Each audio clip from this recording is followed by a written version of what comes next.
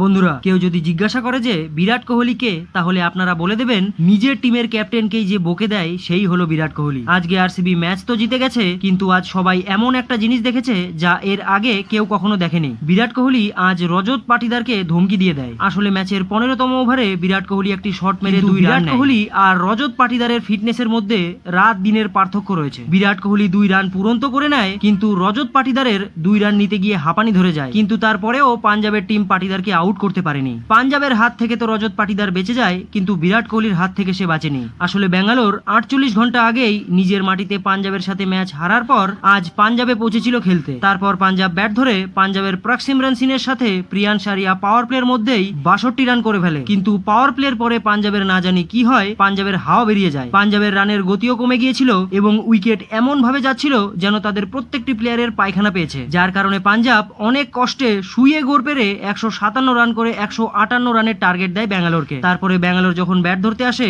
তখন আর্শদীপ প্রথম ওভারেই ফিনসল্টকে আউট করে প্যাভিলনের রাস্তা দেখিয়ে দেয়। কিন্তু কিং কোহলি দেবদত্ত পাডিক্কালের সাথে মিলে ম্যাচ উইনিং পার্টনারশিপ করে ফেলে। শুধু তাই নয়, বিরাট কোহলি আজ হাফ সেঞ্চুরি করে আইপিএল এর ইতিহাসে সব থেকে বেশি সেঞ্চুরি নিজের নামে করে ফেললো। ব্যাঙ্গালোর আজ 7 উইকেটে ম্যাচ জিতে পয়েন্টস টেবিলে 3 নম্বরে নিজেদের জায়গা করে নিল।